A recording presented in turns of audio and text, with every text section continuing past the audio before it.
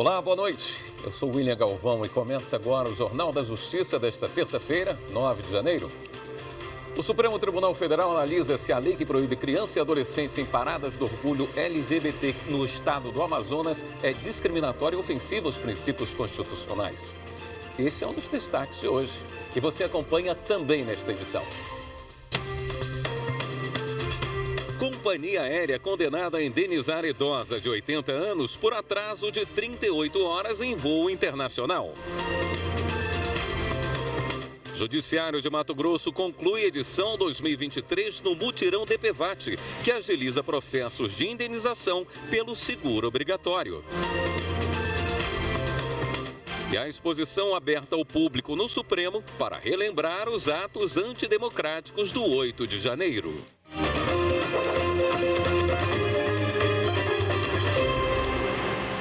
Uma lei que proíbe crianças e adolescentes em paradas do orgulho LGBTI no Amazonas é questionada no Supremo Tribunal Federal. Associações e partido político alegam que a norma é discriminatória e ofende princípios constitucionais. O relator é o ministro Gilmar Mendes. Marta Ferreira tem mais detalhes.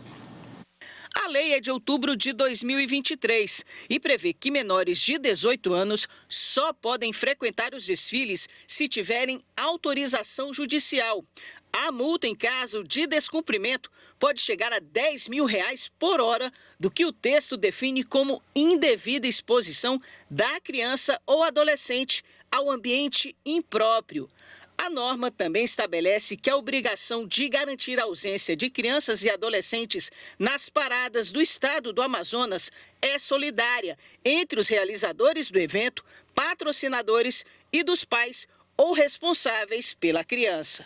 O Partido Democrático Trabalhista entrou com ação no Supremo, alegando que a lei amazonense é pautada em ideologia homotransfóbica e que essas paradas são manifestações sociais constitucionalmente válidas, que não podem ser discriminadas em relação a outros atos coletivos populares realizados sem imposição de critérios e proibições. O partido alega que a norma classifica essas manifestações de forma preconceituosa e arbitrária como ambiente impróprio para tal faixa etária. Para a legenda, a norma viola princípios constitucionais como o da dignidade humana, da igualdade, da pluralidade de entidades familiares e da não discriminação às liberdades fundamentais de livre orientação sexual e livre identidade de gênero. Além do PDT, a Aliança Nacional LGBTI+, e a Associação Brasileira de Famílias Homotransafetivas também entraram com ação no Supremo, questionando a validade da lei. As entidades alegam que a norma estadual não legisla para proteger a infância e a juventude, mas para atacar infâncias e juventudes que destoam do padrão hegemônico da sociedade. Segundo elas, a lei é injusta e opressiva e parte de uma ideia errônea de que pessoas podem ser influenciadas a se tornarem LGBTI+. O relator das duas ações diretas de inconstitucionalidade é o ministro Gilmar Mendes. A Companhia Aérea Azul foi condenada a indenizar uma idosa de 80 anos por atraso de 38 horas em voo internacional. As informações com o repórter Pablo Lemos. Era para ser um voo de Orlando, nos Estados Unidos, para o Rio de Janeiro, com escala em Campinas. Além de esperar 3 horas para o embarque, a mulher de 80 anos foi informada de que a escala tinha sido cancelada. Após ser realocada para outro voo, partindo 34 horas depois, a idosa foi surpreendida com mais um atraso, desta vez de 5 horas. Isso fez com que ela perdesse a conexão em que foi realocada, resultando em um atraso de quase 40 horas. A passageira chegou ao destino de madrugada, quando na verdade havia contratado o voo com chegada no período da manhã. O caso foi julgado pelo Tribunal de Justiça de São Paulo. A sentença de primeiro grau apontou que a necessidade de manutenção da aeronave não poderia ser considerada força maior e condenou a empresa ao pagamento de R$5 mil. Esse valor foi aumentado pelo tribunal para R$10 mil no julgamento da apelação. O TJ também destacou que a situação foi agravada pelo fato da autora da ação ser idosa. A Justiça Paulista considerou que a quantia determinada vai atender às funções compensatória, de direito básico do consumidor e inibitória, para impedir que casos assim ocorram novamente. A Azul também vai ter de pagar R$ 280 referente ao traslado, contratado para levar a idosa do aeroporto até a casa dela. A decisão foi unânime. Um dia depois dos atos antidemocráticos completarem um ano, o Supremo Tribunal Federal convidou cidadãos brasileiros para uma exposição de fotos e objetos que lembram o que aconteceu naquele 8 de janeiro. A repórter Viviane Novaes acompanhou um grupo de visitantes. Na fachada do Supremo, um exemplar gigante da Constituição Federal. Ele também foi exposto na frente dos outros poderes para marcar o aniversário de um ano dos atos antidemocráticos de 8 de janeiro. No plenário da Corte, os visitantes assistem a um vídeo sobre os ataques. No Salão Branco, usado normalmente em solenidades, objetos que foram recuperados no Laboratório de Restauração do STF, como móveis, o busto de Epitácio Pessoa, a escultura de peixe. As fotos mostram o antes e o depois da depredação. O Salão Nobre no dia do vandalismo e depois todo o trabalho de restauração. Alguns objetos não puderam ser recuperados, como a cadeira queimada e a câmera de vídeo que transmitia ao vivo as sessões de julgamento. A pesquisadora Yara Teles se impressionou com tudo o que viu. Algo muito impactante, né? Assim, que feriu a todos os brasileiros, pelo menos os brasileiros que têm noção da gravidade que foi tudo isso, né? Uma coisa é você ver da televisão, outra é você ver pessoalmente tudo isso, é bem impactante mesmo. A professora Mariane de Souza trouxe toda a família e até o cachorro que está em treinamento para ser um cão-guia. Eles moram em Joinville, Santa Catarina e estão em Brasília de férias. É bom para a gente ter essa história registrada para que os filhos não se esqueçam, né, que a democracia não pode ser derrotada, né? Mas foi, acho que um momento bem interessante ter esse momento histórico, esse registro. Com esta exposição, o Supremo Tribunal Federal relembra os atos antidemocráticos de 8 de janeiro para que esse episódio não se repita na história do país. Houve uma ameaça, mas ela está intacta, né? Assim como as obras foram reconstruídas, as obras estão aqui, o STF está aqui, está vivo, não parou em nenhum momento, mas é importante ter essas obras aqui, ter as fotografias, ter a exposição do que foi destruído, de tudo que foi tentado danificar também, para a gente não esquecer, né? Para ficar forte na nossa memória, para a gente continuar lutando por isso, né? A seguir, vamos falar sobre a determinação da Justiça para que a Prefeitura de Salvador retire das ruas os gatos em situação de abandono. Voltamos já.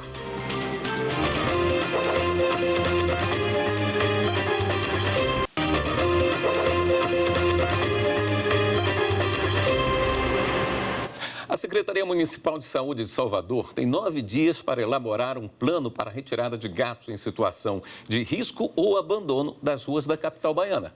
A Prefeitura também deve indicar um local habilitado para receber os animais. A decisão da Justiça atende a um pedido do Ministério Público do Estado. Além disso, a Justiça determinou que a Prefeitura Municipal retire entulhos e restos de alimentos que possam degradar o meio ambiente e causar prejuízos para a saúde pública na colônia de gatos de Piatã, como determina o Código Sanitário do município. A segunda sessão do Superior Tribunal de Justiça entendeu que a falta de registro não permite ao devedor fiduciante rescindir o contrato por forma diferente da acordada. A repórter Samanta Peçanha tem mais informações.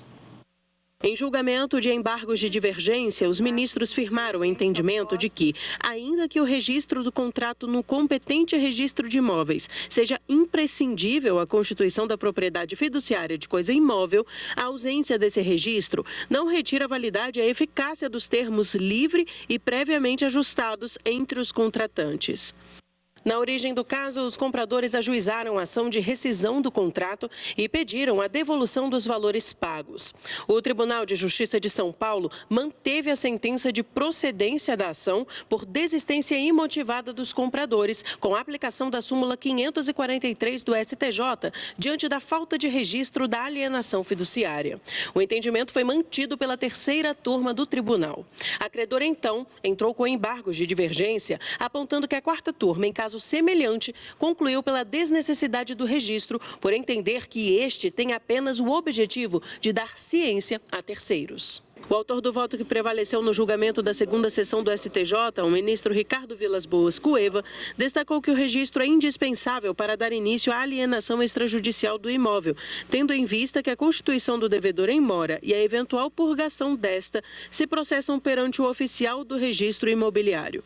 Porém, essa exigência não confere ao devedor o direito de rescindir o acordo por meio diverso daquele contratualmente previsto, não importando se era dele ou do credor a obrigação de registrar o contrato, pois o credor fiduciário sempre poderá requerer tal providência ao cartório antes de dar início à alienação extrajudicial. Os eleitores têm 4 meses para regularizar ou tirar a primeira via do título. Informações com a repórter Mariana Fabre. O primeiro turno das eleições municipais de 2024 será dia 6 de outubro. E para que a Justiça Eleitoral organize a votação com base no número de eleitoras e eleitores aptos a votar, o cadastro eleitoral fecha para novas inscrições após o dia 8 de maio. A Lei das Eleições determina que nenhum requerimento de inscrição eleitoral ou de transferência pode ser recebido dentro dos 150 dias anteriores à data da eleição. O mesmo prazo vale para quem está em situação irregular por ter deixado de votar e de justificar a ausência às urnas nas últimas 3 eleições. Com isso, eleitoras e eleitores têm 4 meses para regularizar o título ou emitir a primeira via do documento. Os serviços podem ser realizados no portal do TSE. Uma nova página do TST reúne precedentes constitucionais trabalhistas. A plataforma conta com sessões de consultas e temas de repercussão geral relativos à Justiça do Trabalho, além de dados estatísticos sobre recursos extraordinários. Vamos conhecer a nova ferramenta na reportagem de Michele Chiapa. Consultar temas de repercussão geral ou de suspensão nacional no âmbito da Justiça do Trabalho ficou mais fácil com a criação da plataforma Precedentes Constitucionais. A nova página foi elaborada pelo Núcleo de Gerenciamento de Precedentes, que faz parte da seção de Gerenciamento de Recursos Extraordinários Trabalhistas em Repercussão Geral, vinculada à vice-presidência do TST. A competência da vice-presidência, por força do regimento interno do Tribunal Superior do Trabalho, atribui ao vice-presidente ou à vice-presidência do Tribunal Superior do Trabalho o exame da admissibilidade dos recursos extraordinários. Isso envolve uma quantidade muito grande de feitos por ano, não é? Em média, uns 38 a 40 mil processos por ano que são submetidos à vice-presidência para encaminhamento e decisão de encaminhamento ou não dos recursos extraordinários para o Supremo Tribunal Federal.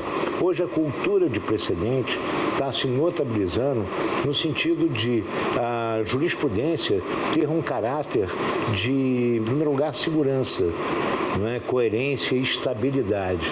E para isso é preciso que haja um conhecimento maior do público-alvo, não é? Que são os jurisdicionados, e a área interna nossa, que são os servidores que precisam estar atentos a essas grandes modificações.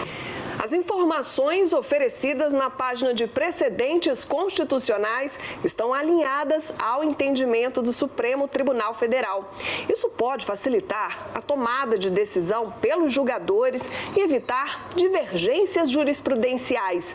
Por meio de pesquisa na plataforma, partes e advogados também podem buscar o melhor caminho processual, seja por meio de recurso ou da conciliação.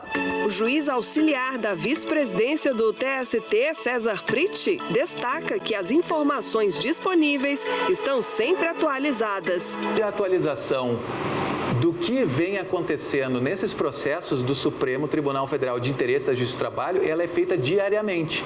Então, sempre que ações de controle concentrado de constitucionalidade, ADI, ADC, ação direta de constitucionalidade, ou os temas de repercussão geral têm uma movimentação importante, por exemplo, uma ordem de suspensão, uma ordem de cancelamento da suspensão, ou quando eles saem, quando a tese firmada pelo Supremo é divulgada, quando esses processos encerram definitivamente no Supremo, ou seja, transitam no julgado. Tudo isso é alimentado. E assim que é alimentado nos nossos controles internos, é comunicado também aos gabinetes, aos ministros do TST e alimentado na página do Tribunal Superior do Trabalho, justamente para que esteja disponível para toda a comunidade jurídica.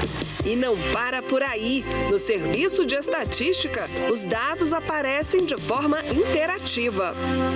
Eu tenho aqui dados estatísticos sobre a admissibilidade do recurso extraordinário e eu posso, inclusive, selecionar por mês e veja-se que a planilha é interativa e eu consigo ter uma ideia dos recursos que foram admitidos, os recursos que ficaram sobrestados, aqueles que não foram admitidos. Então, tem uma riqueza de informações sobre as quantidades de recursos que passam aqui pelo TST, recursos extraordinários. Para conhecer todos os serviços disponíveis na nova página, basta acessar o endereço tst.jus.br/nugep-svp. A Justiça Militar autorizou em caráter excepcional a prorrogação do prazo do inquérito aberto pelo Exército para apurar as responsabilidades criminais sobre o furto de 21 metralhadoras do arsenal de guerra na cidade de Barueri, na Grande São Paulo, em outubro do ano passado. Enquanto isso, o Exército decidiu punir administrativamente 38 militares. Eles receberam punições internas, como a prisão disciplinar, que varia de 1 a 20 dias, a depender da patente e do grau de envolvimento.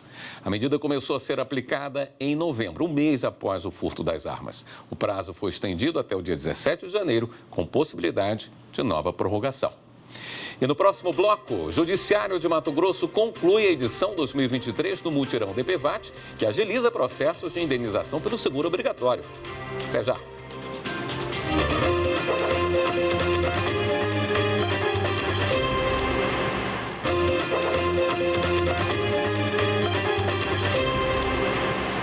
O ex-presidente Jair Bolsonaro e o deputado federal André Janones têm 20 dias para manifestar interesse em realizar audiência de conciliação em relação à queixa-crime apresentada pelo ex-chefe do Executivo Federal contra o parlamentar por publicações em rede social. A providência foi adotada pela ministra Carmen Lúcia do STF. O Poder Judiciário de Mato Grosso inaugurou a sede oficial do primeiro complexo dos Juizados Especiais do Brasil. Localizado no Centro Político Administrativo, próximo ao Fórum de Cuiabá, o prédio reúne 10 juizados especiais, além de oferecer outros serviços para a população. Veja os detalhes com Fernanda Fernandes. A construção do prédio, que fica próximo ao Fórum da capital, foi idealizada, planejada e executada durante as gestões dos ex-presidentes do TJ, desembargadores Rubens de Oliveira e Carlos Alberto Alves da Rocha, também homenageados no evento. Antigamente, cada juizado ficava localizado em um ponto diferente da cidade e em prédios locados. A mudança para cá, ao longo dos últimos 2 meses, foi gradual e bastante cuidadosa para que o andamento processual de nenhuma unidade fosse prejudicado. E hoje já estão instalados aqui e em pleno funcionamento, além dos 10 juizados especiais de Cuiabá, o SEJUSC, que é o Centro Judiciário de Solução de Conflitos e Cidadania, o GEI, Juizado Especial Itinerante, e o Serviço de Atendimento Imediato, o SAI, um complexo judiciário que vai ofertar de forma concentrada uma gama de serviços ao cidadão que precisar recorrer à justiça. Essa integração ela traz economicidade para os cofres do tribunal, que era uma série de unidades espalhadas em locações.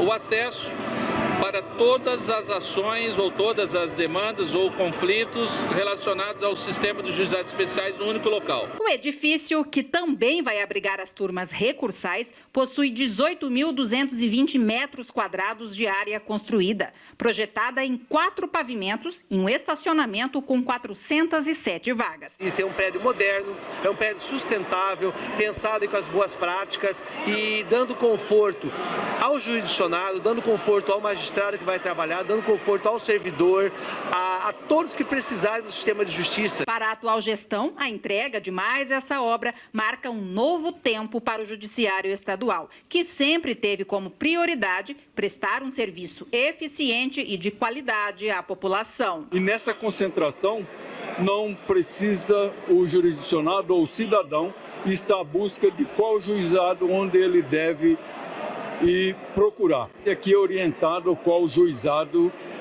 está sendo julgado a causa dele ou por onde tramita o processo. É a realização de um grande e belo sonho do Poder Judiciário de Mato Grosso ter uma estrutura desse nível para oferecer à população, com um acolhimento de qualidade, com estrutura não só física, mas de pessoal também sendo melhorada à medida que o tempo tem passado, para que as pessoas se sintam acolhidas, se sintam pertencentes a esse espaço que é criado para elas e em função da qualidade de serviço que queremos cada vez mais prestar no nível de excelência para a população. E também em Mato Grosso, o Poder Judiciário concluiu a edição 2023 do Mutirão DPVAT, com atendimento de mais de 600 pessoas no Fórum de Cuiabá. O objetivo foi agilizar o atendimento de processos que envolvem pedidos de indenização pelo seguro obrigatório. Confira como foi na reportagem de Eli Cristina Azevedo. O Poder Judiciário, por meio da Corregedoria-Geral da Justiça e do Núcleo de Cooperação Judiciária do Tribunal de Justiça de Mato Grosso, encerrou a edição 2023 do Mutirão de Perícias Médicas de processos de pedidos de indenização do seguro obrigatório de danos pessoais por veículos, o DPVAT, no Fórum de Cuiabá. O mutirão, sim, se encerra com chave de ouro por ter atendido mais de 600 pessoas que estão dependendo de perícia.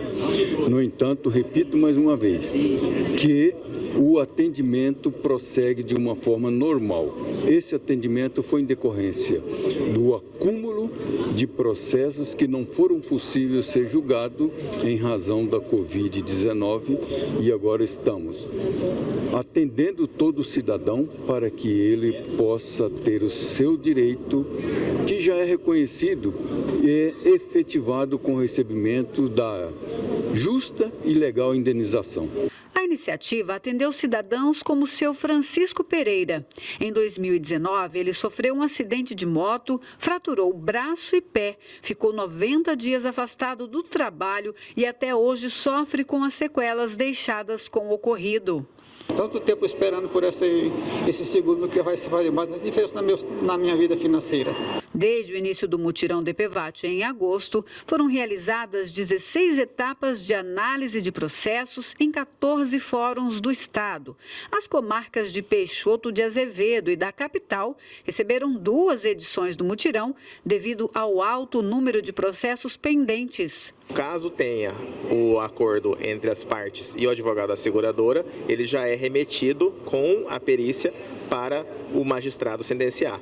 Então, é um procedimento que tem acelerado muito a análise desses casos que estão pendentes de perícia. Durante o encerramento, magistrados, servidores e representantes da seguradora líder receberam certificados de agradecimento pela participação efetiva no mutirão.